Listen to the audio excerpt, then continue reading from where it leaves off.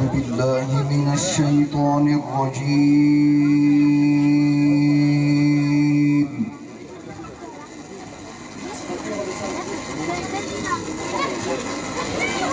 بسم الله الرحمن الرحيم.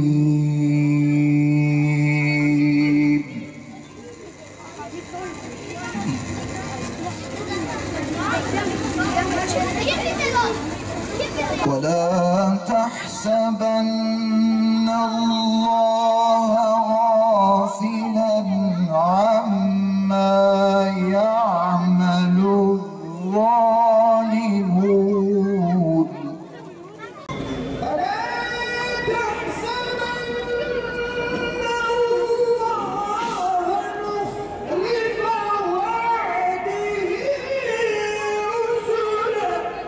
إن الله عزيز ذو انتقام.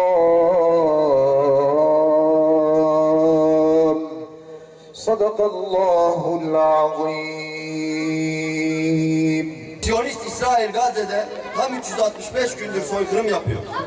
Dünya kör, dünya sağır, dünya suskun. Dünyanın bu suskunluğu çoğu çocuk ve kadın 42 binden fazla insanı katleden, hastaneleri, okulları, ibadethaneleri dahi bombalayan soykırımcıyı kandan beslenen katil sürüsünü cesaretlendiriyor. Çocukları öldürmeyi itikatlarının gereği sayan, devlet görünümlü, sapkın terör örgütü, emperyalist sistemin korunması adı altında bölgeyi kan gölüne çeviriyor ve soykırımın siyasetini bugün bölgeye yayıyor. Tarihin hiçbir döneminde ve dünyanın başka hiçbir yerinde katilin, soykırımcının bu kadar desteklendiği başka örnek yoktur. Batılı emperyalist güçler İslam'a ve Müslümanlara olan düşmanlıklarını İsrail denen Siyonist katil çete eliyle gerçekleştiriyor. Söz konusu Müslümanlar olunca bugüne kadar iddia ettikleri demokrasi, insan hakları, özgürlük gibi bütün dengelerini çiğnemeleri de bundan. Bir düşünün, kendilerinin dışındakilere insanımsı diyebilecek kadar insanlıktan çıkmış, ırkçı bir rejim ve inançla karşı karşıyayız. Aklın, idrakin ve vicdanın rafa kalktığı bu kör bir inanç emperyalizmin desteğiyle dünyayı bir cehennem çukuruna sürüklüyor. Dilimiz varmıyor ama hapishanelere doldurdukları masum kardeşlerimize tecavüze varacak kadar ileri giden bir cinnet halini hangi akıl açıklayabilir? Uluslararası sistem ahlaken, fikren, fiilen çöktü. Uluslararası kurumlar çöktü. Daha kötüsü insanlık bütün değerleriyle birlikte bu katil rejim ve koşulsuz destekleyen emperyal güçler karşısında savunmasız. Değerli dostlar, kardeşlerim, mazlumun ahı arşa ulaştı. Anaların feryatları, vicdanları ateşe verdi. Artık ne söz yetiyor ne kalem. Her şey gözümüzün önünde oluyor. Gazze'de olanları Siyonist İsrail'in propaganda aygıtına kanarak bizden uzakta diyen aymazlar uyanır mı bilemeyiz. Ama biz gerçekleri bir kere daha hatırlatalım. Bizzat Batılılar tarafından sırtı sıvazlanan terörist İsrail bugüne kadar kadın, bebek, çocuk, yaşlı ve hastanelerde tedavi gören 42 bin canı katletti. Bu yana 17 bini çocuk, 11.500'ü kadın olmak üzere 42 bin Filistinli masum insanı katletti. Bunlar resmi rakamlar. 97 binden fazla yaralı, 10 binlerce kayıp var. Bunlar istatistiki bir rakam değil. Bunların her biri insan, her biri kardeşimiz. Bunlar bizim evlatlarımız, annelerimiz, bacılarımız. Bunlar insanın vicdanını kanatan gerçekler. Okulları, hastaneleri, camileri, kiliseleri bombalarken insanlığın ortak değerlerini hiçe sayan Siyonist rejim, Lübnan'a başlattığı saldırılarla sapkın inancıyla şekillendirdiği arz-ı mevut hedefine ulaşmak için bütün bölgeyi ateşe vermeyi planladığını gösterdi. Orada da durmayacaklar biliyoruz. Ne demişti o küçük kız? Sizlere hakkımı helal etmiyorum. Ya 8 yaşındayken büyümek zorunda kalan o çocuk, ben çocukluğumu yaşayamadım ki demişti. Ama onlar yine de zulme ve katile karşı şerefle, inançla direndiler. Boyun eğmediler. Zillete razı olmaktansa direnmeyi ve şehadeti seçtiler. 5 gündür ölümü her gün yüzlerce kez yaşayan o çocukların bilge sözleri.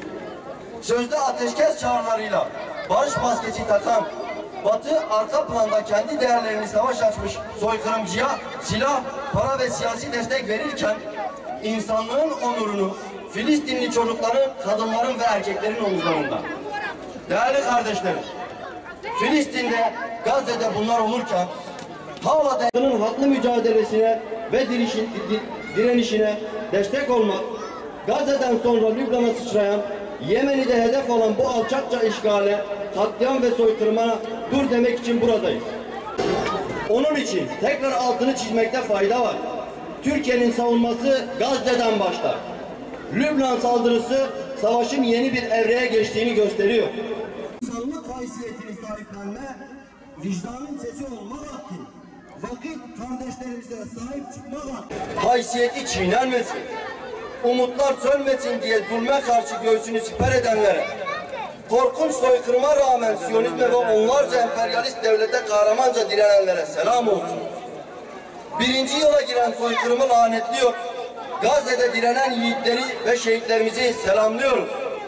Şırnak'tan, Cizre'den, Gazze'ye direnişe bin selam.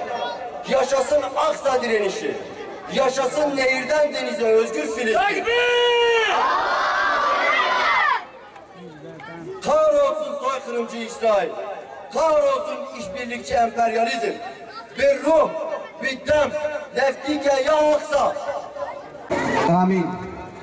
بسم الله الرحمن الرحيم. الحمد لله رب العالمين والعاقبة للمتقين ولا عدوان إلا على الظالمين والصلاة والسلام على رسولنا محمد وعلى آله وصحبه أجمعين. ربنا تقبل منا إنك أنت السميع العليم وتب علينا يا مولانا إنك أنت التواب الرحيم واهدنا فيق الحق وإلى طريق مستقيم ببركة القرآن العظيم وبحرمة من أرسلته رحمة للعالمين. واعف عنا يا كريم واعف عنا يا رحيم واغفر لنا ذنوبنا بفضلك وجودك وكرمك يا أكرم الأكرمين ويا أرحم الراحمين. اللهم إن هذا إقبال ليلك وإدبار نهارك وأسوأ اجتمعت على محبتك والتقت على دعوتك وتعاهدت على نصرة شريعتك وهدها سبلها واملاها بنورك الذي لا يخبو.